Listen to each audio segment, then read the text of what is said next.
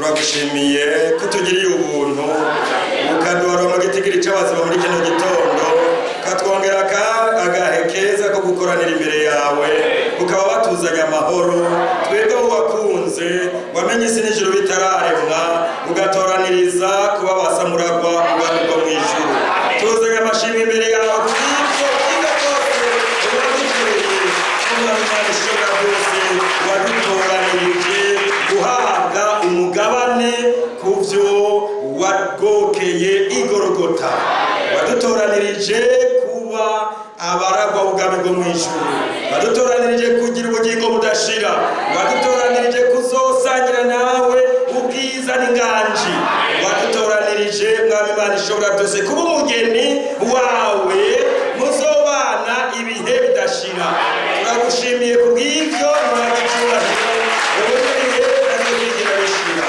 imbere yawe turaserutse dufise ingorane nyinshi n'ibyaha byinshi dusabye imbabazi imbere yawe duharire utaduharuriye dukure ko icyo by'ibyaha byose kuko twiyaze tuyizinutse mu byo mu ntege nke zacu no mu ngorane zose dusabye tubabarire aho twashaye hose tugirire ubuntu n'ikigongwe kandi dukirishe ijambo ryawe muri kino gitondo uriduhe kuko mwami Imana nzima ari ryo wasezeranye kuzokwama udukirisha uduhezagire uhezagire abana bawe bose iyo bava bakagera n'abakozi bawe iyo bava bakagera ubuntu bwawe bwinshi bubane n'abaserutse hano n'abatashoboye kuboneka kuko tubigusabye tukwizeye dusaba ngo n'abaje barwaye bakire n'abatashoboye guseruka kubwira amagara y'abakitse ubagenderere imbabazi zawe zibabeko gukira kuvuye kuri wowe kubashikire kuko ari mu izina rya Yesu Kristo umukiza wacu tubisabye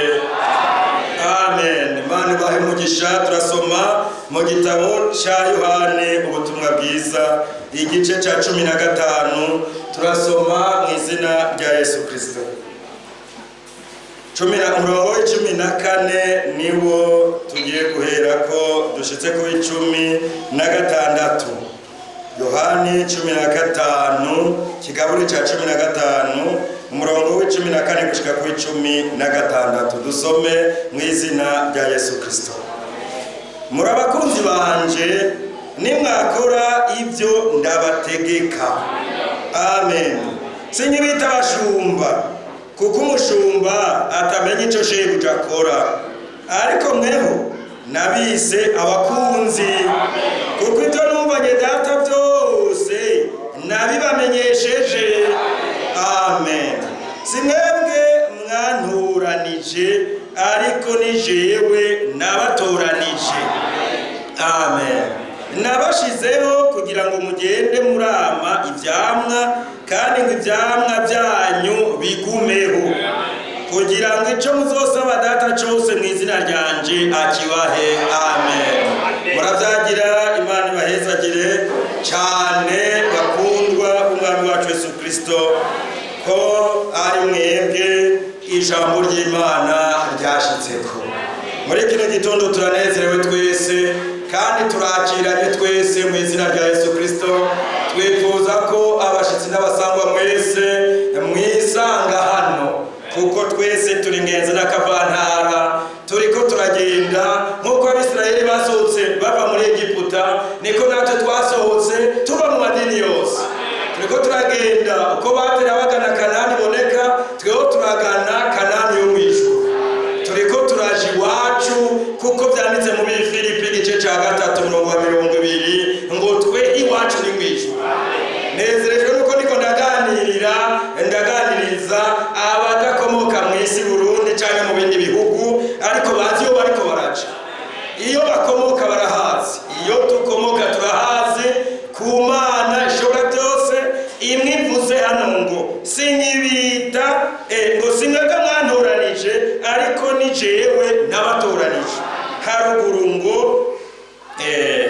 ngo sinyibita abashumba kuko umushumba atamenya icyo shebuja akora, ariko mweho nabise abakunzi kuko ibyo numvanye data byose nabibamenyesheje.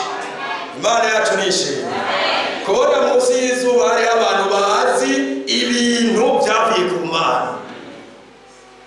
Sabasenzi bose mubona mu isi batoye amabibiriya oya hari umugwi muto Yesu ashobora kubwira ati ibyo numvanye data byose narabibamenyesheje nicyo gituma mutakira abashumba ariko muri abakunzi atumve rero muri abakunzi banje nimwakora ibyo ndabategeka abo bakunzwe n'umwami Imana bamenywe isi n'ijuru bitararemwa bakandikwa mu gitabo cy'ubugingo cy'abamwagazi w'intama basigiwe gukora iby'Imana itegeka basigiwe kunezerwa bari mu mbibe z'ijambo ry'Imana kuko ijambo ry'Imana ari ry'Imana itegekera mu dushaka byose none natwe twashinzwe muri izo mbibe umwami adutegeka ko tuguma muri izo mbibe z'ijambo ibyo rivuze bikaba aribyo dukora ibyo ritegetse bikaba aribyo dushira mu ngiro nk'uko umuririmbyi twariko turaririmba yabiririmbye ati nuko nasezeranye guhora ngukurikira Yesu ngo wasezeranije abagukurikira yuko bose bazoja iwawe yuko bose bazoja iwawe bajyahorana nawe amen nanje nasezeranije guhora ngukorera twasezeraniye Imana guhora tuyikorera guhora turi mu mbibe z'ijambo ryayo dukora ibyidutegeka kandi ibyo ntibigoye bisaba ko twizera ko iyo yaduhamagaye yarangirije byose igorogota ku musaraba hanyuma tukagenda tuzi ngo niba mfashe ukuboko mfashisha ubushobozi bwawe databuja nk'uko Petero yafashe ukuboko hanyuma agashobora kugendera ku mazi niko nanjye umwami wanje afashe ukuboko nshobora kugendera hejuru y'ibisuka nkabitsinda nshobora kugendera hejuru y'ibigeragezo nkarengana nshobora kugendera imbere y'ibitego ikiyugurura nkarengana kuko mfise wa wundi twigishwe ejo ngo uri muri mwebwe aruta uwuri mu bisi iyaduhamagaye niyiri imbere yacu uko yayoboza Abisirayeli nk'inkingi y'igicu niko yabisubiyemo no muri iki gihe cy'iherezo izana inkingi yayo y'igicu ngo ituyobore twebwe abakiriye ubutumwa bw'umuhanuzi Eliya turanezerewe rero ko ari Imana yadutumye ko ijambo ryayo ngo tumenye igishaka turi imbere yayo tuyoborwa nayo mu nkundire inshuti z'umusaraba tuje buri munsi tukengurukira uwo mwami yadutoye hanyuma twaba tumubwira tuti urazi ko tudashoboye wadutoye utuzi none dufashishe ubushobozi bwawe databuja dufashishe ubushobozi bwawe duha imbaraga zo gushitsa bityo twagusezeraniye kuko ni twebwe wacaguye twamenyeshejwe ngo Imana iriko iraheraheza akazi kayo kandi ntigaheraheza mu biti n'amabuye igaheraheza mu bo yacaguye mu mugeni wayo niriko irakora imirimo gushika izomwishikiriza atagira agasembwa muri we niho yasize inzara n'inyota byo kugororoka ngo bamaze kuza babikeneye nayo ikivuga ati bane banje ko mubikeneye nanje ndabibahaye ngo tumaze kuba gutyo mwicyo tuzosaba cyose mu izina ry'umwami wacu azokiduha ngo nabashizeho ngo mugende murama si ibyo twama twigeneye ariko kuri urubuto rw'Imana rwatewe muri twebwe ko twakwakiranye ubugwaneza urubuto rw'ijambo ry'Imana niko ruzokura rwaramaze no kumera ruriko rurakura muri twebwe ruzogaragaza ivyamwa mu batoranijwe Imana nishimwe ruzogaragaza ivyamwa twakiriye ijambo hazokwama ijambo hazokwera ijambo ko ryarekejwe n'ubushobozi bw'Imana mwe mwera ari ku kazi ngo atugire nk'uko Imana ishaka umwami Yesu abahe umugisha ndizigira ko bari abafurere bariko baratunganya neza ivyo twamenyereye ko tuzi ko Imana yavuganye natwe aciye ku muhanuzi n'ubutumwa bw'igihe bwarungikanye umuhanuzi bwarakwiragijwe kugeza iwacu bukore Imana ikoresheje umushumba wayo wo muri Matayo 24 igice cya umurongo wa 45 gushaka kwa 47 nico gituma twe dutunzwe n'ivy'Imana yateguye guteguza umugeni wayo dutunzwe n'ubutumwa bwiza Imana yarungika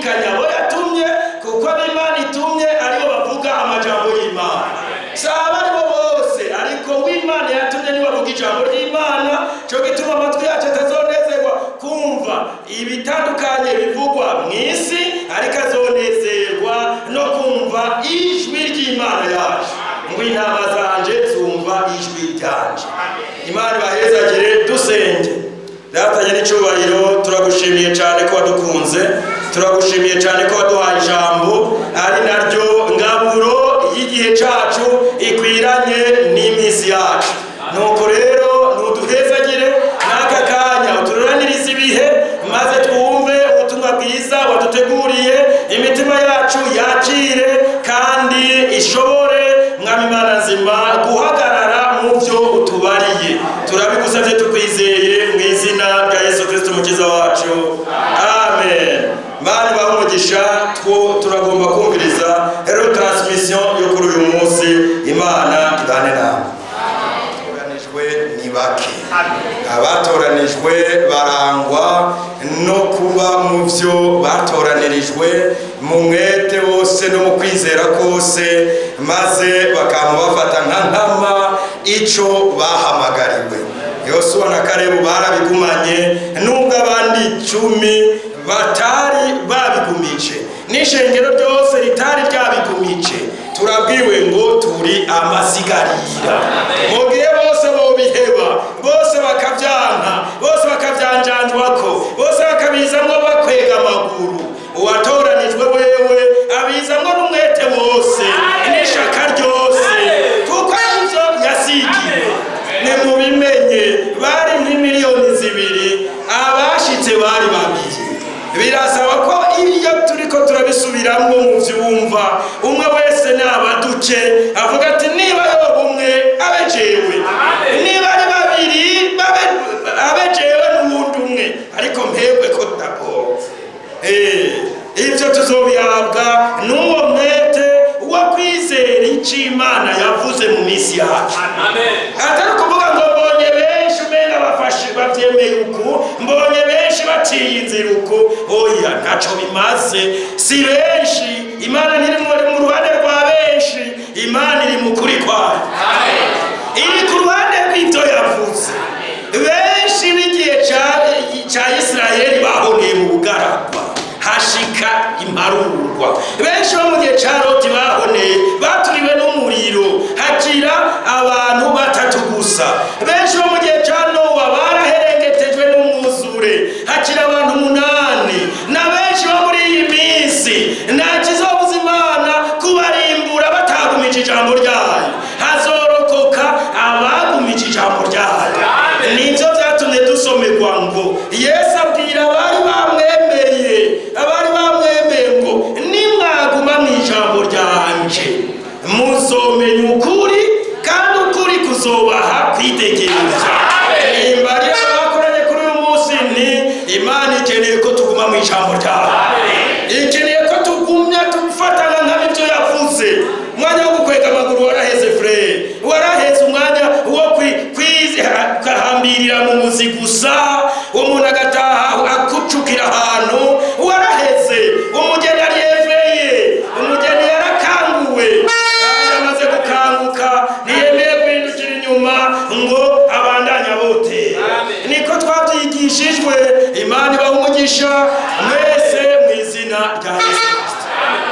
Hariho bashasha bakeneye kwifatanya n'ubwo bwoko buto n'ayo masigarira, bakemera kubatizwa mu mazi menshi, mu kwinikirwa mu mazi atari twatunzi two ku ruhanga, mu izina rya Data, Mwana na Mutima Mweranda.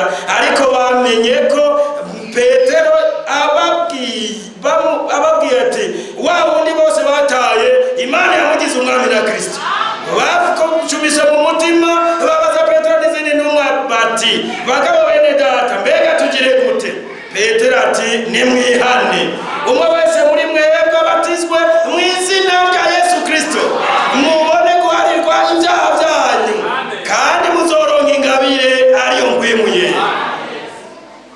Ntiwibaze ngo mpwemu yera wo muronka wabatijwe mu butatu muri iyi minsi yacu, winjiye wigumiye mu nyigisho z'idini ry'iwanyu. Mpwemu yera ntapfa haje. Mpwemu yera nk'uko amasazi akwegwa n'ababaze n'ibikona bikegeranira ngaho, niko mpwemu yorurukiye ku numa, ni nako yorurukira kuwejejwe n'ijambo.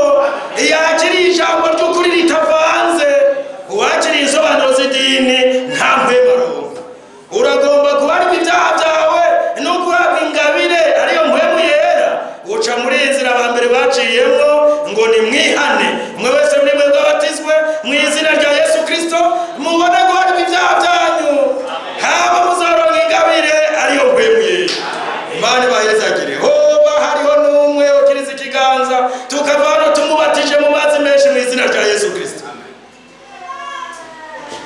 ngira ngo bose barabatijwe cyane se haraba isaha yabo itaragera, ariko turababwira ngo Yesu araje, iminsi iraheze, agakiza karatwegereye twebwe abakera gusumba ya minsi twizerera.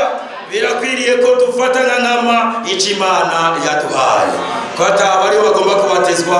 Reka tugiye guheraheza ikoraniro ryacu ry'uyu munsi. Imana ibahe umugisha. Nk'uko mushoboye kubibona, wa mushyitsi wacu ntabwo ahari, byabaye ngombwa ko yihuta kugenda. None rero yabasezeye ngo umugisha w'Imana usigarane namwe. Duhaguruke dusezerane, natwe twongere dusengere urugendo rwiwe.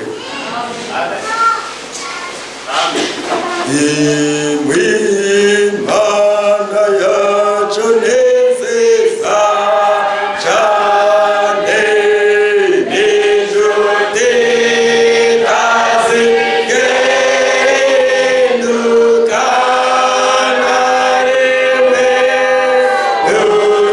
n'urukundo rwayo ntirwishime cyane, kandi n'akagero kugira ni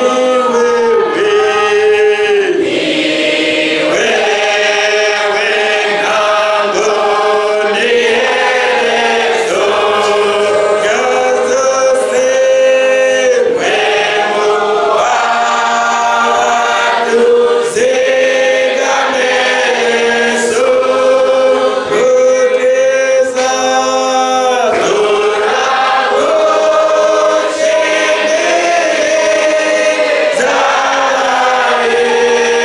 byose mwami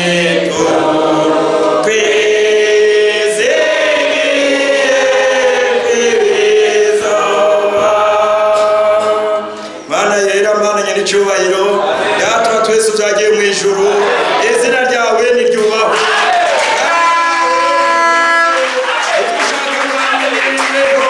Bikorwe mu ishengero ryawe mu mitima yacu nk'uko bikorwa mu ijuru. Shimirwa ubuntu n'imbabazi watugiriye, shimwa ko baduteguriye ibyo byiza byo gukorana n'ijambo ryiza y'iryo mfungurwa y'umugeni wawe. Ntushimwe ko minsi yose dukoranye wamuza ukadushitsa ko ibyo wasezeranye, tukaba dushobora kuvuga nka Dawidi tuti antegurira ameza imbere y'abanzi banje, kandi igikombe canje kirasesekaye. Shimwa ari wewe waduhaye agakiza, watugomboreye amahoro, utugomborera umunezero, utugomborera kuruhuka, utugomborera kuraganwa n'abera, utugomborera kuba umugeni wawe, utugomborera kuzokwimana nawe muri ya minsi igihumbi, utugomborera kuba ibihe bidashira, watugomboreye kuzoba abo mu ruhongore rwawe. Ntushimwe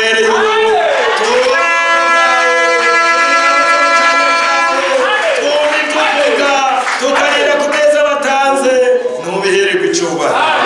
Uduhezagire none Mana nzima, uhezagire na mwene data Mbiye Sylvain Karombo, kuko Mwami Imana ishobora byose yarenganye ibitandukanye byari kumubuza akazi iwacu kumarana natwe.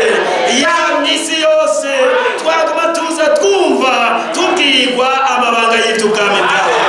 Umuhezagire kandi umurinde mu rugendo arimo, urama azashike mu rugo rwiwe no muri asambi wabo amahoro. Uturindire Frere Jerome, umuzigame mu rugendo arimo amuherekeje, kandi kibirenge kizima uze kumugarukana amahoro. Uzigame n'abera twese, tugiye kugaruka dusubiraho dusembereye, umuriro wacanye mu mitima yacu.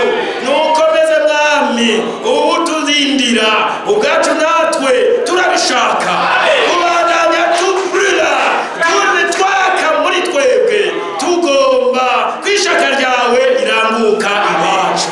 Abahungu bawe n'abakobwa bawe nk'uko muri data yabisabye,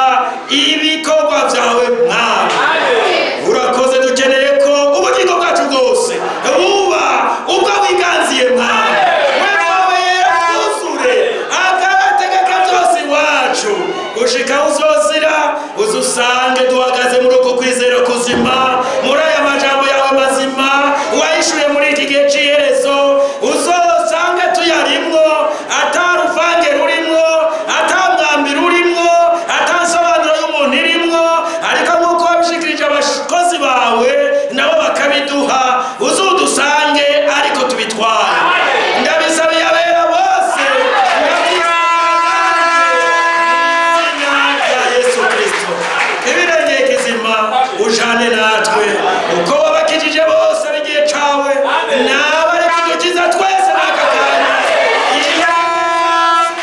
ibibazo byose indwara zose ibyaha byose ububi bwose tubukire tubabera nk'uko nawe uruwera urakoze kibirengeye uhezagire ubwoko bwawe uhezagire igikorwa cawe uhezagire ijambo ryawe mu mitima yacu kuko tubigusabye tukwizeye mu izina rya Yesu Kristo umucunguzi wacu amen amen. Turarangije ikoraniro ryacu ry'uyu munsi mujane n'amahoro y'umwami wacu Yesu Kristo.